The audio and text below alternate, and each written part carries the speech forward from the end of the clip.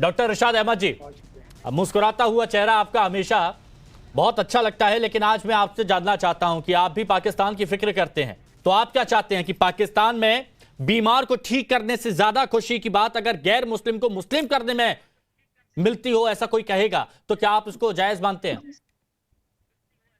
बहुत शुक्रिया जी। मैं ये कहूंगा कि हम मुस्लिम को हमारे हजरत मोहम्मद सल्लल्लाहु अलैहि वसल्लम का हुक्म है कि तबलीग करो, चाहे तुम्हें चाइना जाना पड़े, तालीम हासिल करो, चाहे तुम्हें दुनिया के किसी खित्ते में जाना पड़े।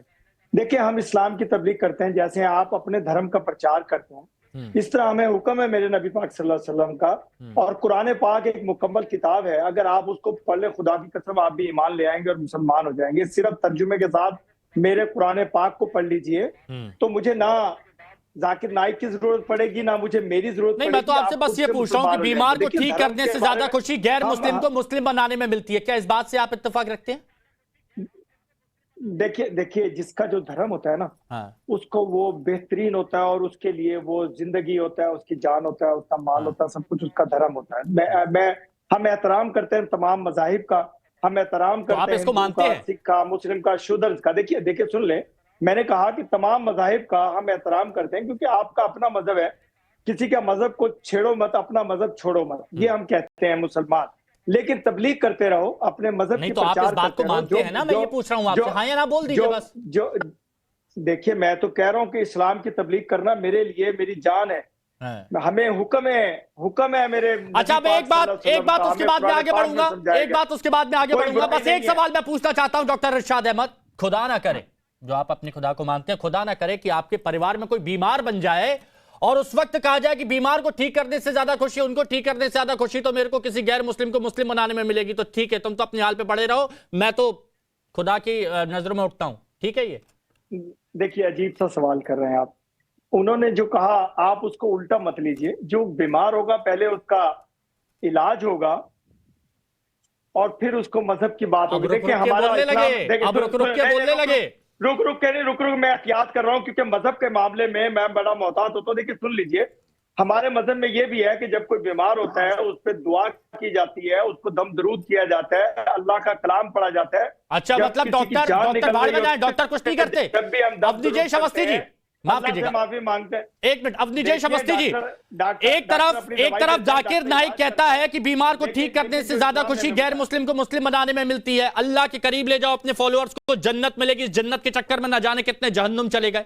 और पाकिस्तान के सदर शहबाज शरीफ क्या बोलते हैं कि जाकिर की स्पीच काफी प्रैक्टिकल और असरदार है। ये कौन सी प्रैक्टिकलिटी है? हिमांशु, दरअसल वास्तव में बात यह है कि इस्लाम की सही व्याख्या करने वालों को हमें अडॉप्ट करना चाहिए। जाकिर नाइक जैसे लोग किसी धर्म या मजहब का प्रचार नहीं कर रहे हैं। उनकी अपनी जो है, उनकी क्या संपत्ति है, उन्होंने क्या क्या हेट स्पीच के कारण क्यों भारत से भागे हुए हैं, क्या इस्लाम कभी ऐसी अनुमति देता है क्या? मुझे तो नहीं लगता कि इस्लाम कभी ऐसी अनुमति दे सकता है। मैं अपने धर्म का पालन करूं और आप अपने धर्म का पालन करें। आप क्यों चाहते हैं कि मैं भी आपके ही धर्म का पालन करूं? न मैं चाहता हूं। आपके जो उपासना पद्धति, आप अपनी उपासना पद्धति से उसको पालन करिए, हमें कोई दिक्कत नहीं है। गीता में कहा गया स्वधर्म, अपने धर्म का पालन करो। गीता में ये नहीं कहा गया कि दूसरे लोगों को अपने धर्म में ले आओ। गीता में, श्रीमद् भगवत गीता में कहा है कि स्वधर्म का पालन करना चाहिए।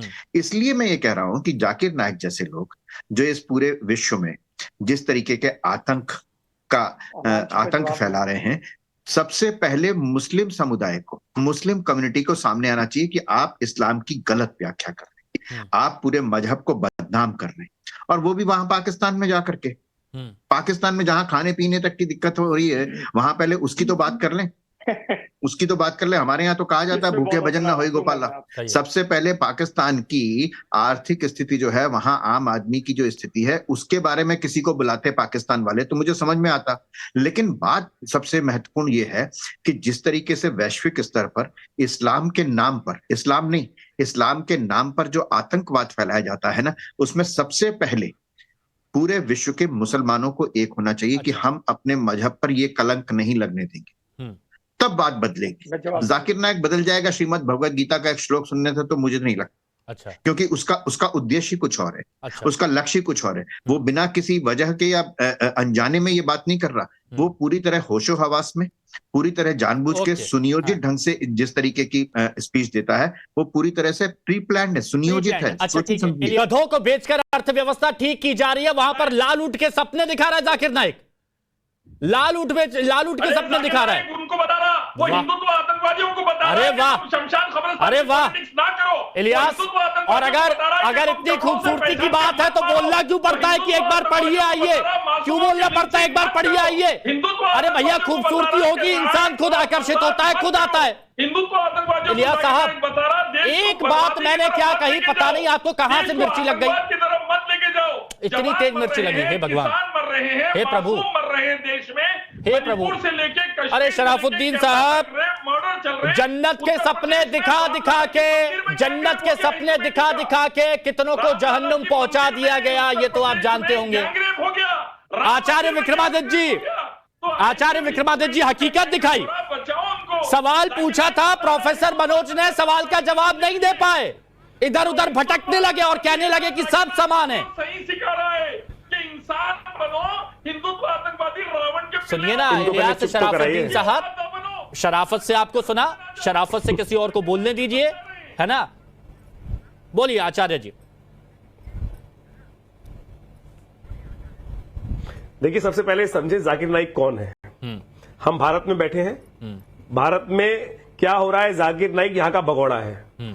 और देखिए, विचित्र स्थिति ये है कि जितने भी भगोड़े हैं, जितने भी आतंकवादी हैं, उनके बारे में बात कर लो, उनके बारे में कुछ सत्य समझा दो तो ये भड़क जाते हैं। देश का न्याय।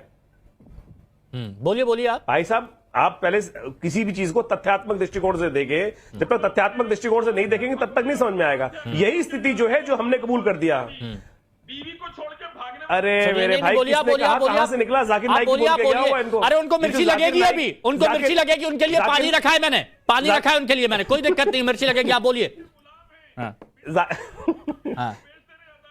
जाकिर नाइक कौन है, ये सबसे पहले पूरे देश को पता है। जाकिर नाइक वो है जिसके कारण से 2009 के अंदर अमेरिका में हमला होता है, 2016 के अंदर फ्रांस में हमला होता है। जाकिर नाइक वो है बांग्लादेश में आतंकवादी खड़े कर देता है। जाकिर नाइक से प्रभावित होकर कौन लोग हो रहे हैं? यानी लोग आतंकवादी बन रहे हैं। मुझे बताइए, बोलिए, सुन रहे हैं।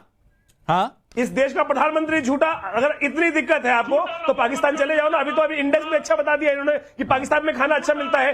आप जाना, घुमाओ, एक बार घुमाओ, अच्छे से घुमाओ। वीजा ना मिलता हो तो वीजा भी दिलवा देंगे भारत सरकार वाले, चिंता मत करो। अच्छा। जाना जाएंगे पाकिस्तान, घूमने जाएंगे पाकिस्तान, घुमाइए एक बार। जो लोग वहां पर है उन्हीं की स्थिति समझ लीजिए। अच्छा, शुक्रिया। मैं ये कहूंगा कि जो हमारे आलिम दीन भी बैठे हैं हिंदुस्तान से, मैं आपसे कह रहा हूं, आप उन्हें कह रहे थे मिर्चें लगी। नहीं, इलियास साहब यहाँ नहीं है, यहाँ नहीं बैठे, दुबई में बैठे हैं, हिंदुस्तान से नहीं है। अच्छा सुनिए, जाकिर नाइक साहब अगर पाकिस्तान आए हैं तो मिर्चें आपको क्यों? देश के लिए खून पसीना। देखिए, जो अच्छा काम किया है उसकी तारीफ होती है।